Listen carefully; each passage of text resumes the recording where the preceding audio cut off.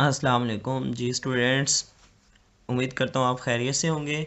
तो आज स्टूडेंट हम स्टार्ट करेंगे क्लास 9 केमिस्ट्री न्यू सिलेबस के अकॉर्डिंग फर्स्ट चैप्टर को। ठीक है, जो केमिस्ट्री की न्यू बुक आई है बोर्ड के, पंजाब बोर्ड्स के हवाले से, तो हम उसका फर्स्ट चैप्टर स्टार्ट करेंगे। तो हम स्टार्ट करते हैं जी। फर्स्ट चैप्टर का नेम है states of matter and phase change. तो चैप्टर के नेम को मैं एक्सप्लेन कर दूं तो स्टेट्स ऑफ मैटर, इस चैप्टर में हम डिस्कस करेंगे मैटर की डिफरेंट स्टेट्स को, कौन कौन सी स्टेट्स हैं मैटर की। फिर उसी तरह एंड फेज चेंज, मैटर की जो स्टेट्स हैं उनमें क्या चेंज आएगा, कौन से केमिकल रिएक्शन होने के बाद उस स्टेट में क्या चेंज आएगा, उसका हम फेज चेंज डिस्कस करेंगे। ठीक है, तो अभी हम स्टार्ट करते हैं जी आज का अपना फर्स्ट लेक्चर। तो फर्स्ट लेक्चर में हम स्टूडेंट डिस्कस करेंगे केमिस्ट्री की डेफिनेशन को और केमिस्ट्री की ब्रांचेस को। ठीक है, तो सबसे पहले मैं आपको बता दूं कि बोर्ड के पॉइंट ऑफ व्यू से ये किस तरह से क्वेश्चन पूछा जा सकता है। बोर्ड के पॉइंट ऑफ व्यू से ये क्वेश्चन पूछा जा सकता है जी, व्हाट इज़ केमिस्ट्री या फिर डिफाइन केमिस्ट्री। तो इस तरह से आपसे ये शॉर्ट क्वेश्चन पूछा जा सकता है। अगर हम बात करें लॉन्ग क्वेश्चन की, तो लॉन्ग क्वेश्चन में ये दो तरह से पूछा जा सकता है कि define chemistry, explain any 5 branches of chemistry. ठीक है, या फिर इस तरह से पूछा जा सकता है एक्सप्लेन ब्रांचेज ऑफ केमिस्ट्री। ठीक है, तो ये स्टूडेंट इस तरह से बोर्ड के पॉइंट ऑफ व्यू से क्वेश्चन आपसे पूछा जा सकता है। तो अभी हम बात करें केमिस्ट्री की डेफिनेशन की। Chemistry is the science which deals with the properties, composition and structure of substances. Student हम प्रीवियस क्लासेस में ये डिस्कस करते आए हैं कि जो केमिस्ट्री है ये साइंस की एक ब्रांच है, जैसा कि डिफरेंट ब्रांचेज है साइंस की, बायोलॉजी, फिजिक्स, इसी तरह केमिस्ट्री भी एक साइंस की एक ब्रांच है जिसमें हम डिस्कस करते हैं प्रॉपर्टीज़ को, कंपोजिशन को और स्ट्रक्चर को मैटर के। ठीक है, यानी कि प्रॉपर्टीज़, इस मैटर की क्या प्रॉपर्टीज़ हैं, इसको हीट प्रोवाइड किया जाए तो इसमें कैसी चेंज आएगा। तो मैटर की हम केमिकल प्रॉपर्टीज़ और फिजिकल प्रॉपर्टीज़ डिस्कस करते हैं। फिर इसी तरह मैटर की कंपोजिशन, यानी कि ये मैटर जो है किस किस चीज़ से मिलके बना है, and the structure of substances, कि इस सब्सटेंसेस का स्ट्रक्चर कैसा है, कौन कौन से एलिमेंट्स इसमें मौजूद हैं। तो ये डेफिनेशन है जी स्टूडेंट केमिस्ट्री की। ठीक है, तो ये शॉर्ट क्वेश्चन के तौर पर आप मार्क कर लें, chemistry is the science that deals with the properties, composition and structure of substances. यहाँ तक अब हम डिस्कस करते हैं जी ब्रांचेज ऑफ केमिस्ट्री। केमिस्ट्री की स्टूडेंट, जैसा कि साइंटिस्ट ने क्या किया है जी, केमिस्ट ने जिस तरह हमने साइंस को डिफरेंट ब्रांचेस में डिवाइड किया ताकि उसको स्टडी करना इजी हो जाए, इसी तरह केमिस्ट्री को डिफरेंट ब्रांचेस में डिवाइड किया है ताकि केमिस्ट्री को स्टडी करना इजी हो जाए। जैसा कि डिफरेंट डॉक्टर्स होते हैं, स्पेशलिस्ट होते हैं, इसी तरह केमिस्ट भी जो हैं स्पेशलिस्ट होंगे जो केमिस्ट्री की हर ब्रांच को डिस्कस करेंगे ताकि हमारे लिए केमिस्ट्री को डिस्कस करना, स्टडी करना इजी हो जाए। तो केमिस्ट्री की अगर हम ब्रांचेस की बात करें तो फर्स्ट ब्रांच है हमारे पास फिजिकल केमिस्ट्री। फिजिकल केमिस्ट्री में स्टूडेंट हम किसी भी सब्सटेंस को उसके एटॉमिक या फिर मॉलिक्यूलर लेवल पर स्टडी करते हैं। हमें पता है कि जो एलिमेंट्स हैं ये एटॉमिक फॉर्म में भी पाए जाते हैं, मॉलिक्यूलर फॉर्म में भी पाए जाते हैं, ये कंपाउंड्स भी होते हैं। ठीक है, ये कम्प्लेक्स कंपाउंड्स भी होते हैं। तो हम एलिमेंट्स को, कंपाउंड्स को जस्ट उसकी एटॉमिक या मॉलिक्यूलर फॉर्म पर डिस्कस करते हैं। जैसा कि H2O है, H2O एक कंपाउंड है। ठीक है, अगर हम इसको फिजिकल केमिस्ट्री में डिस्कस करेंगे तो हम इसको H प्लस या फिर H या फिर H2O, इसको हम डिस्कस करेंगे जस्ट उसके एटॉमिक या फिर मॉलिक्यूलर लेवल के ऊपर। ठीक है, तो ये इसकी डेफिनेशन आपने मार्क कर लेनी है, यहाँ तक लेवल तक इसकी डेफिनेशन है। आगे स्टूडेंट इसका स्कोप बताया गया है, it provides clear explanation as to how fundamental physical laws governing our world. यानी कि जो जितने भी फिजिकल लॉज हैं जो फिजिक्स में भी हमने डिस्कस किए हैं, कुछ केमिकल्स के ऊपर जो है कुछ लॉज जो हैं एप्लीकेबल होंगे कुछ सब्सटेंसेस के ऊपर, उनकी हम करेक्टरिस्टिक्स को भी डिस्कस करेंगे इस ब्रांच में, फिजिकल केमिस्ट्री में। तो ये स्टूडेंट आपने यहाँ तक इसका स्कोप और इसकी डेफिनेशन कर लेनी है। स्कोप भी आपसे पूछा जा सकता है एग्जाम में शॉर्ट क्वेश्चन में जी। सेकंड डेफिनेशन है जी केमिस्ट्री की ब्रांच की, और इनऑर्गेनिक केमिस्ट्री। इनऑर्गेनिक केमिस्ट्री को एक्सप्लेन करने से पहले स्टूडेंट मैं आपको ऑर्गेनिक केमिस्ट्री बता देता हूँ ताकि आपको पढ़ना इजी हो जाए। ऑर्गेनिक केमिस्ट्री की डेफिनेशन ये है, is the branch of chemistry that deals with the carbon compounds other than its simple salts like carbonates, oxides and carbides। कि ये साइंस की केमिस्ट्री की वो ब्रांच है, ऑर्गेनिक केमिस्ट्री, जिसमें हम डिस्कस करते हैं सिर्फ उन्हीं कंपाउंड्स को जिनमें कार्बन और हाइड्रोजन मौजूद हो। ऐसे तमाम कंपाउंड्स जिनमें कार्बन और हाइड्रोजन पाया जाए उनको हम डिस्कस करते हैं ऑर्गेनिक केमिस्ट्री में। लेकिन ऐसे कंपाउंड्स जिनमें कार्बोनेट्स पाए जाएं, जैसे कि calcium carbonate, sodium carbonates, potassium carbonate, sodium bicarbonates, यानी कि जितने भी कार्बोनेट्स या फिर इनके ऑक्साइड्स जो हैं, इनके कार्बाइड्स जो हैं, इनको हम डिस्कस नहीं करते। ठीक है, ये जो सारे हम डिस्कस करते हैं ऑर्गेनिक केमिस्ट्री में, जस्ट हम कार्बन कंटेनिंग कंपाउंड यानी कि हाइड्रोकार्बन को डिस्कस करते हैं। क्लियर है?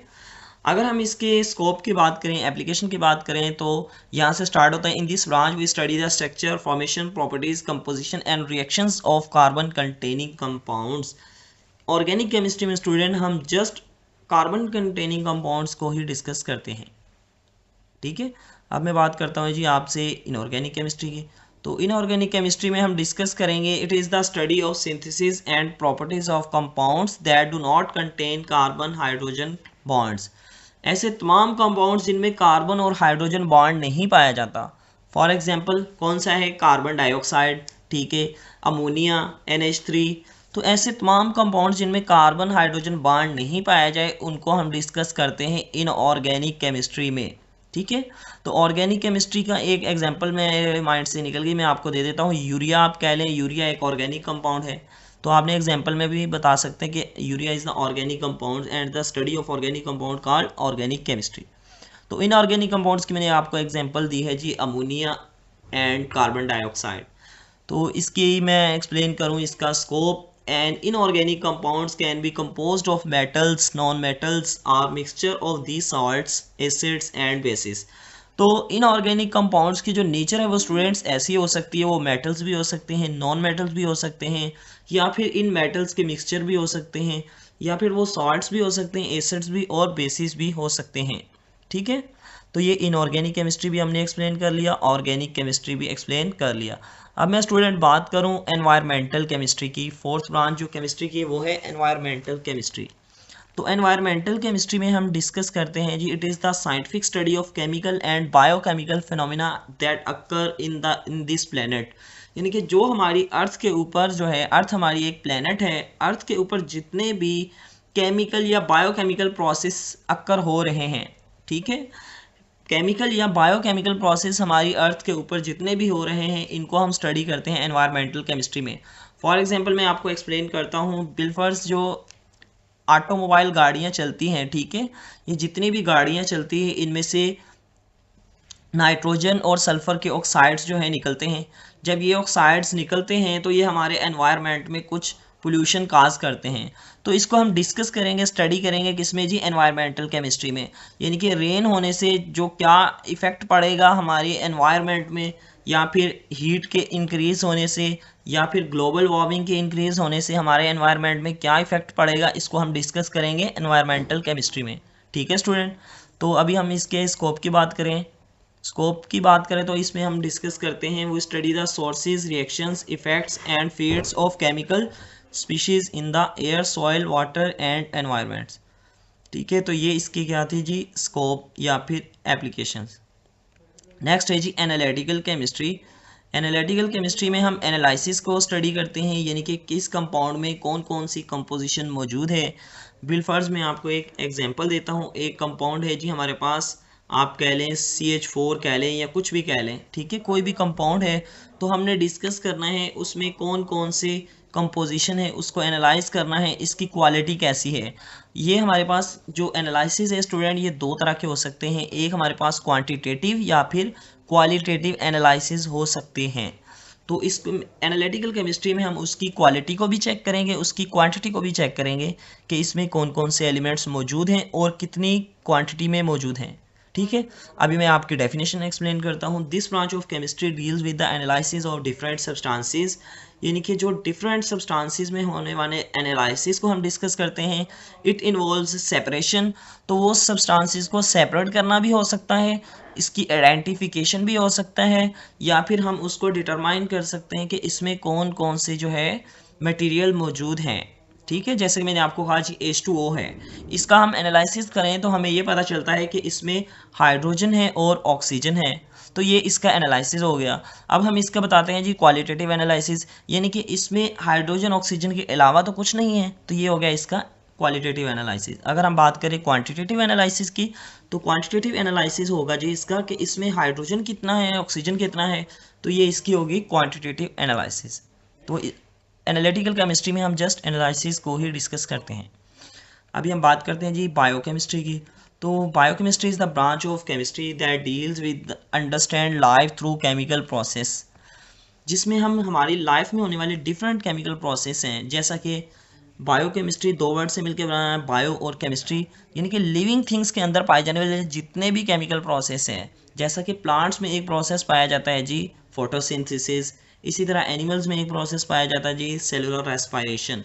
तो एनिमल्स या प्लांट्स के अंदर पाए जाने वाले जितने भी केमिकल प्रोसेस है, जब हम इसकी स्टडी करते हैं तो इसको हम स्टडी करते हैं जी बायोकेमिस्ट्री में।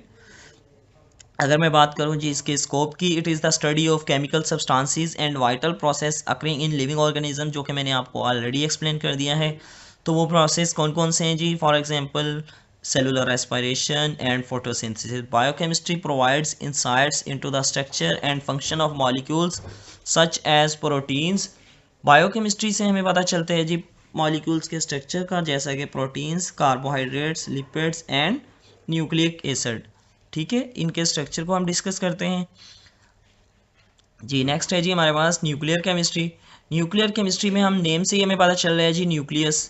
एटम के स्ट्रक्चर में हमारे पास जो है दो तरह के उसके स्ट्रक्चर है, एक हमारे पास एटम का न्यूक्लियर स्ट्रक्चर होता है, एक हमारे पास एटम्स का इलेक्ट्रॉन शेल स्ट्रक्चर होता है। ठीक है, तो एटम्स के जब हम जस्ट न्यूक्लियस की स्टडी करेंगे, यानी कि न्यूक्लियस में कौन कौन सी प्रॉपर्टीज़ हैं, न्यूक्लियस की कौन कौन सी कितने प्रोटॉन्स मौजूद हैं, कितने न्यूट्रॉन्स निकल रहे हैं, तो ये सारी स्टडी जो है, यानी कि न्यूक्लियर रिएक्शंस में होने वाले जितने भी प्रोसेस हैं, रेडियो एक्टिविटी है, ये सारे प्रोसेस को हम डिस्कस करते हैं जी न्यूक्लियर केमिस्ट्री में। तो इसकी डेफिनेशन है जी nuclear chemistry deals with the reactions taking place in the nucleus of an atom, यानी कि न्यूक्लियस में जो भी रिएक्शन होगा, जैसा कि न्यूक्लियर रिएक्शन में क्या होता है, जब एटम बम जो है एक्सप्लोजिव चलता है तो उसके न्यूक्लियस में मौजूद न्यूट्रॉन्स ही निकलते हैं। तो इस सब की स्टडी को हम करते हैं जी न्यूक्लियर केमिस्ट्री में डिस्कस। ठीक है, न्यूक्लियर फिजिक्स और न्यूक्लियर केमिस्ट जो हैं, इन दोनों को हम कंबाइन करें तो एटम बम की स्टडी करते हैं। It deals with the radio activity, nuclear process and transformation in the nuclei of atoms. Clear है जी। लास्ट हमारे पास जो ब्रांच है केमिस्ट्री की वो है जी पॉलीमर केमिस्ट्री। पॉलीमर्स जो है हमारे पास, सबसे पहले मैं आपको पॉलीमर एक्सप्लेन करता हूँ। पॉलीमर स्टूडेंट हमारे पास जो है लार्ज मॉलिक्यूल्स होते हैं। फॉर एग्जांपल मैं आपको कहता हूँ, एग्जांपल से मैं आपको एक्सप्लेन करता हूँ कि ये एक बिल्डिंग है, ये बिल्डिंग जो है हमारे पास एक पॉलीमर है। तो ये बिल्डिंग किस चीज़ से मिलके बनी है? ब्रिक्स से मिलके बनी है, छोटे छोटे ब्लॉक्स से मिलके बनी है। तो ये ब्रिक्स जो थी, ब्लॉक्स जो हैं, इनको हम कहेंगे केमिस्ट्री में मोनोमर्स, और जो बिल्डिंग है इसको हम कहेंगे जी पॉलीमर्स। यानी कि एक बड़ा मॉलिक्यूल बन जाना छोटे छोटे मॉलिक्यूल्स के मिलने से, उसको हम कहते हैं जी पॉलीमर। ठीक है, पॉलीमर केमिस्ट्री को मैं बाद में एक्सप्लेन करता हूँ। Polymers are large molecules made by linking together a series of building blocks. तो एग्जांपल मैं बता दूं आपको केमिस्ट्री के पॉइंट ऑफ व्यू से, तो फर्स्ट पॉलीमर जो है हमारे पास बैकलाइट है। ठीक है, अगर हम पॉलीमर केमिस्ट्री की डेफिनेशन को एक्सप्लेन करें, polymer chemistry focuses on the properties, structure and synthesis of polymers and macro molecules, यानी कि जितने भी मैक्रो मॉलिक्यूल्स हैं, फॉर एग्जांपल प्रोटीन्स हैं, सेलुलोज हैं, स्टार्च हैं, तो ये सारे क्या हैं जी? मैक्रो मॉलिक्यूल्स हैं। तो पॉलीमर केमिस्ट्री जो है पॉलीमर्स की प्रॉपर्टीज़ को, इनके स्ट्रक्चर को, इनके सिंथेसिस को, सिंथेसिस हम कहते हैं जी ये कैसे बनेंगे पॉलीमर्स, तो इसको हम डिस्कस करते हैं जी पॉलीमर केमिस्ट्री में। तो इसकी अगर हम बात करें स्कोप की या फिर एप्लीकेशन की, many materials present in the living organisms including proteins, cellulose and nucleic acids are naturally occurring polymers. तो ये एग्जांपल है जी नेचुरली अकरिंग पॉलीमर्स की। ठीक है स्टूडेंट, तो आज तक जो है हमने केमिस्ट्री की 8 ब्रांचेस डिस्कस कर ली हैं। नेक्स्ट हमारे पास है केमिस्ट्री की जो ब्रांच, वो है मेडिसिनल केमिस्ट्री। ठीक है, medicinal in this branch of chemistry the chemist tries to design and synthesis a medicine or drug which is beneficial for mankind. तो इंसानियत के लिए कुछ मेडिसिन जो हैं स्टूडेंट, वो रिक्वायर हैं, बेनिफिशियल है इंसान के लिए जब वो अब नॉर्मल हो। तो उन मेडिसिन्स की स्टडी जो है, उन मेडिसिन्स को किस तरह से डिज़ाइन किया गया है, किस तरह से हम उसको सिंथेसाइज करवाते हैं, बनाते हैं, ठीक है। उन मेडिसिन्स की, उन ड्रग्स की जो स्टडी है वो हम डिस्कस करते हैं जी किसमें, मेडिसिनल केमिस्ट्री में, ठीक है। तो इसी तरह इसकी हम बात करें स्कोप की, it includes the discovery, delivery, absorption and metabolism or drugs in human body. Human में किस तरह से ये बॉडी इफ़ेक्ट करती हैं ये मेडिसिन्स, इसको भी हम डिस्कस करते हैं मेडिसिनल केमिस्ट्री में, ठीक है। नेक्स्ट है जी हमारे पास एस्ट्रोकेमिस्ट्री।